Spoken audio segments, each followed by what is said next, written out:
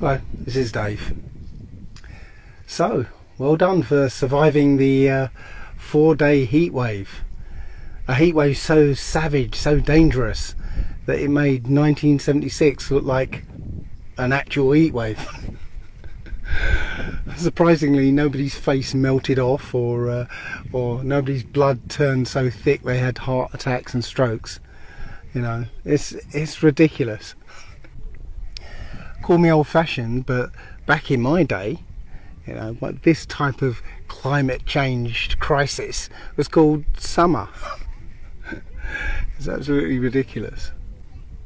Where we happen to be living at the moment, I like to call it the land of make-believe, because we've got so used to lying and being lied to that, you know, we don't even notice it anymore. You know, it's like par for the course now. You know, we all accept politicians are lying to us, but you know, we all pretend they're not lying to us. You know, and now we've got to the stage where we're not even aware that we're pretending anymore. We just accept it, even though in the back of our minds we know they're lying. You know, it's just crazy. It began early, very early. I believe it began with Santa Claus. You know, there's this unspoken rule that we as parents have to pretend that this Santa Claus is real. You know, and even when our children, you know, wake up to the fact that their parents, who they've trusted their whole lives, have lied to them, lied through their teeth to them, you know, we all have to carry on playing along for the benefit of the children who haven't worked out the lie. You know, it's I don't even know where it comes from. I guess I do know where it comes from. It comes from the media. The media keeps pushing this idea that we have to play along with the spirit of Christmas, which you know, most people are starting to realise that is a satanic festival anyway, and we're just going along with the wickedness. You know, even though it's cloaked in you know, love and togetherness and all that stuff, you know, most of us find it a festival of stress and pain and debt, actually. But that's where it started, the acceptance of lies. You know, believing in this land of make believe. You know, I think most people, even the sleepiest of muggles, realise that the COVID farce was a hoax. They knew it, you know, somewhere deep down inside they knew it.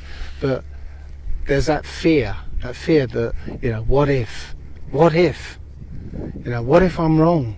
What if I'm, you know, I am going to die from this horrible disease? What if I infect my grandmother with this horrible disease? Yeah, it's, you know, it overrode the idea that you know, the whole thing's a farce. So everyone just played along with it, I believe, anyway. Some of us didn't. Some of us saw that the emperor had no clothes and refused to go along with it. You know, hats off to those people, because after 2 solid years of coercion, manipulation, fear, propaganda, you know, you still managed to stick to your guns. But you're not the people I'm really aiming this message for, because you've already shown your fortitude. Yeah, it's not even the muggles who've already taken the jab. It's those people who haven't taken it, not because they really, you know what's going on, but something inside is saying, oh, well, maybe I shouldn't. You know, they could be swayed to take it. They still think the narrative is real, but they just haven't got round to it yet. Even that's taken a lot of fortitude and courage, but they don't even know it. No, the thing is that right now, there's a lot of people who seem to believe that everything's gone back to normal. You know, life has returned to as it was. Not quite, because, you know, there's some new additional hardships. But on the whole, you know, the panic is over and life is resuming as normal. But no, that isn't the case. It's not the case at all. You know, where the COVID situation was, you know, it's starting to emerge really as a prelude for you know, even worse to come. You know, we've been shouting and screaming for the last 2 years about the Great Reset, but that is what's on the horizon. And in order to get it, the COVID debacle was the first step. The next one obviously is the food crisis, the energy crisis, the fuel crisis, etc., etc., etc. Probably all these crises to occur simultaneously, to the point where everybody will get so worried and so worked up, they'll beg the government for, you know, whatever solution they've got pre-packaged, and we already know what that package is. Yeah, the Great Reset, Klaus Schwab, taking everything from everybody and making everyone happy about it. You know, this idea, you'll own nothing and be happy. Yeah, as if I could take away everything that Bill Gates and Klaus Schwab, you know, owns, and you know, give them just enough for what they need, you know, whenever I decide they can have it, and they'll be happy about it. I don't think so. You know, this "you'll own nothing and be happy" is for us. You know, they're gonna own everything. They're gonna own everything, and they'll be happy. Well, I think the only way we're going to be happy is if you know, we're either dumbed down or medicated to be happy. That's it. I guess that's the plot of Brave New World, isn't it? You know, everyone take their soma. Yeah. So yeah, it's a joke really, but well, no, it's not a joke. Yeah. The thing that yeah, where am I going with this? Where am I going with this? The thing that we've got to remember, the thing that a lot of people forgot how to do over this pandemic is the use of a particular word. Right? That word is no. Yeah. We've got to remember how to use the word no. Yeah. It's a very powerful word. Yeah. But it's also a terrifying word, because it kind of suggests that you know, well, it doesn't just suggest, it says that you are not going to comply, and that's scary for a lot of people, because, you know, there's a fear of confrontation, big fear of confrontation that a lot of people have. So they don't like saying no, and I think that's ingrained in, you know, at least the British psyche. You know, got to be polite, got to you know, keep up appearances. So no, you can't say no, you can't refuse. So but this is what we got to do. We've got to get into, again, learning how to say no, and it's actually very easy. But as I said, people take everything that's going on too seriously. I know you know, people will say, yes, it is serious, Dave. Of course it's serious, Dave. People are dying, you know, all this stuff. But I'm gonna let you into the big secret. I want to tell you what the big secret is. Okay. The big secret is you're gonna die. That's the big secret. You're going to die. Yeah. And there's nothing you can do about it. You know, you don't know when it's going to happen, you don't know how it's going to happen, so it doesn't matter whether it happens because somebody holds you down and sticks a needle in your arm, or you trip up over a paving stone and hit your head. You know, you're gonna die, and that's it. So you can take that off the table. Once you take that off the table, because it is the only inevitable thing about your life, that it's going to end at some point. So that's off the table now. So what these governments have done, they've capitalized on this unconscious fear of death. They've created the fear of death with their media. You know, you can't turn on the TV without seeing some show where people die, and people die in the most gory and hideous ways. You know, so there is inculcated in us a fear of death. You know, and what these governments have done is, well, they've said to us, essentially, if you do as we say, you're not going to die. Even though we know, you know, in the back of our minds, we know we're going to die at some point. But they've convinced us that if we do exactly what they say, we're not going to die. And that is a powerful motivator. You know? So if you can take that off the table, just take that off the table. You know, you're going to die. Put that aside. That means nothing you do here matters. You know, in the grand scheme of things, nothing you do matters, because at the end of the day, you know, if you built a massive tower somewhere, you know, that tower's not going to be there in 1,000 years. Yeah. Everything you do is impermanent. It's not going to last. You know, and when you're gone, all trace of you will be extinguished off the earth. Yeah. Sorry to make this sounds a bit morbid, but no, stick with me here. Yeah. So nothing that happens here matters. What matters is what you do about this. Okay. It's a competition. It's a contest we're in with ourselves. Yeah. The game is, how are you going to play the game? It's as simple as that. So this is why you can actually shed the fear, because the worst thing that can happen to you is that you're going to die. Oh, you're going to die anyway. So it doesn't matter. So that means you should have the courage to do anything you like. Right? That includes saying no.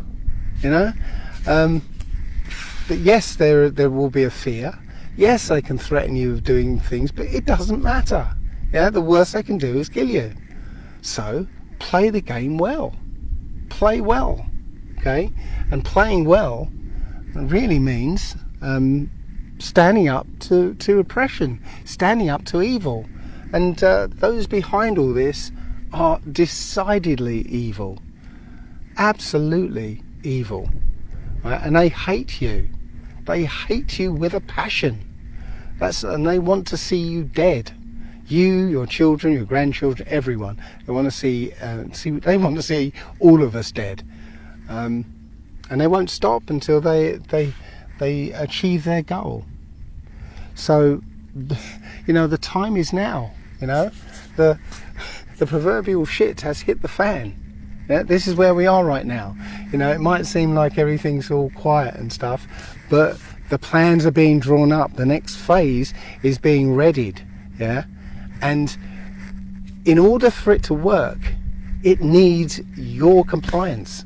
It needs you to go along with it until they get the mass of people complying, and then they can literally force it on everybody else, right? But until they get people to comply with it in the first place, it's not going to work.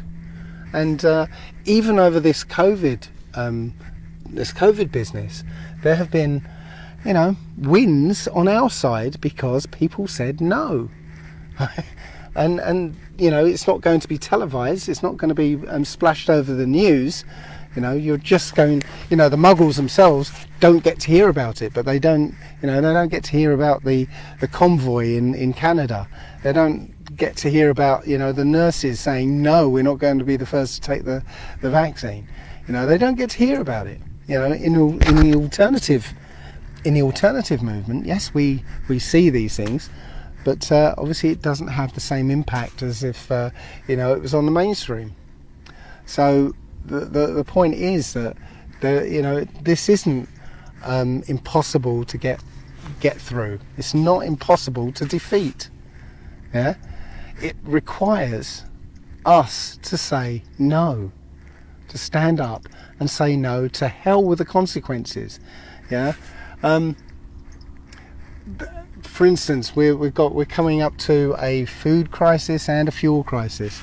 Now I saw some guy on YouTube, basically, you know, he said, right, I'm not going to pay for this. I'm not going to pay these outrageous prices for fuel.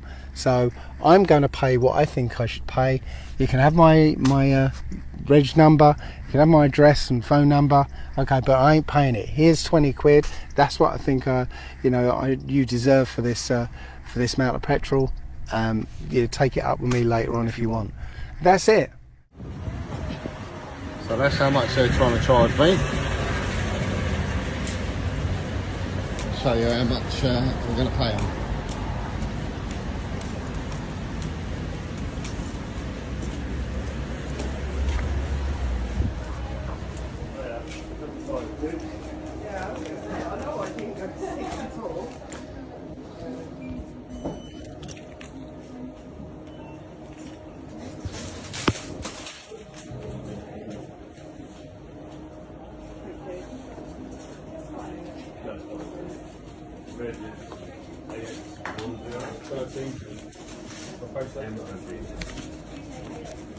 Yeah, next day.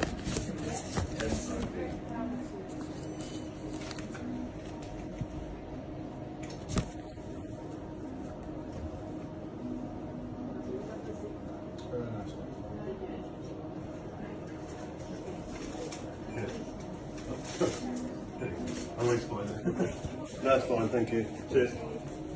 Pump number 11, please. That's 131. Right, just so you know I'm recording, Okay. right? Yep. That's all I'm paying for my fuel. Okay. Alright, it's I'm making a stand of defiance, alright, which actually is not illegal, right? I'm not stealing your fuel, I'm paying what that fuel is worth.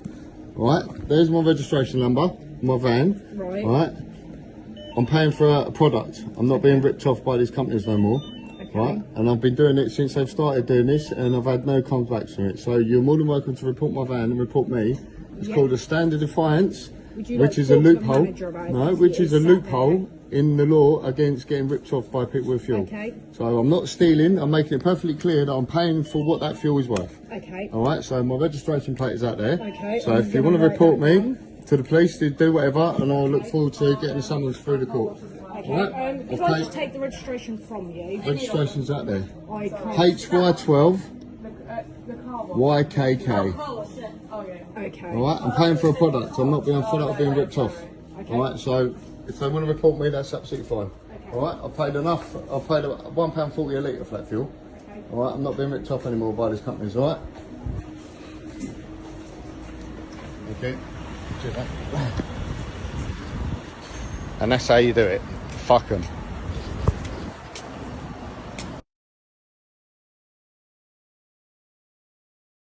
That's it. And that's the sort of attitude we should all take. We shouldn't all just go along with this system just because right now, okay, now today, from today, your electricity prices are now 4 times the amount that they were yesterday. Okay, it's going to be difficult to pay, but I suppose I've got to pay it. No, say no. Say fuck that. No, yeah. There's a lot of people talking about not paying in October or something. I personally, I wouldn't just go along with that idea. You know, just not pay, just stop paying, and you know, hope for the best. No, because they're kind of set up for that. You know, they're ready for lots of people, you know, suddenly not paying. You know, they'll just start their corporate wheels and the legal wheels going, and everyone's going to get trampled over. No, right now you can challenge your electricity and gas and water, right, and preempt this thing. Do it with clean hands. There are ways of doing it. If you get in touch with me, I'll show you the ways. But there are ways of doing it, and you know, rather than hang on and say, well, you know, if I stay quiet and I don't do anything, maybe it will pass over me. No, they're coming for you too. They're coming for you, yeah, and they're not going to miss you out. You know, it's better to be active rather than reactive. Yeah, so I would say find the clean hands way of not paying these things. Yeah, they've tripled your bills, yet they're getting, you know, the utility companies are posting record profits. You know, this is a plan. It's not, oh, Ukraine makes it more expensive. No, that's all bullshit. Yeah, you know, how can, you know, a fake war in Ukraine affect the entire world? It absolutely doesn't. I know they've tried to globalize the whole world so that everyone's interdependent on everyone else, but no, it hasn't worked in this case. Yeah, not everybody is dependent on Ukraine or Russia. So no, sorry, it's bullshit. Okay, it's a manufactured crisis. It's a manufactured lack. It's and it's there to terrify everybody, right? So don't go along with it, right? Don't think you know, it's best not to rock the boat. Rock the boat, yeah. Live without fear, okay? Because as I said, they're coming for you. So you know, go for them first. Right, so don't pay your electricity. Use the clean hands way. You know, say, you know, have you, you know, okay, here's an example. Okay, a lot of people are finding that their electricity company, for instance, has gone bankrupt, and now all of a sudden you're now with another supplier. Well, it turns out there's this thing called a novation agreement. It's a three-way contract by which, you know, a third party extinguishes an old contract and initiates a new one under the same terms and conditions, and you know, and essentially takes over that contract. Well, according to the rules, there either has to be consideration paid, which is money, to all parties, or all signatures from all parties concerned. And if there is no novation agreement, there is no contract. So you can start saying to these companies, well, sorry, I don't have a contract with you, and I don't remember signing a novation agreement. Well, that stalls the whole situation right there, and you can just not pay them, right? Because you don't have a contract, and you really don't have a contract. Okay, so if you start or you stop paying these people, they're not going to have that much of an effect on you, because they can't cut you off. They cannot cut you off, right? There's all these horror stories of them digging up the street so they can cut you off. Well, first of all, the billing company doesn't own the wires and pipes and everything. That's National Grid. So no, they can't do that. They have to actually get the agreement of National Grid, and unless you've done anything to National Grid, they're not going to do that. So no, they can't really do this. They can't really cut you off in that way. So in any case, they're going to cut us off anyway. They've got a whole planned set of rolling blackouts waiting for us. So what the hell? You might as well do it anyway, you know. So don't worry about the fear of being cut off. It's going to happen. So anyway, yeah. Just say no. Find a way to say no. Get that courage. That's what we need, because, as I said, they need our compliance to get any of this through. And you know, if there's mass non-compliance, then they switch to another plan. And I'm waiting for that other plan because I think that other plan's the aliens. No, I really want to see what they come up with. I want to see how this mile-wide ship in the sky is going to look. It'll be like, oh, that's cool. That's pretty good. Almost looks convincing. Yeah, so yeah, roll on the next part of the agenda. Anyway, I've talked long enough. Thanks for listening.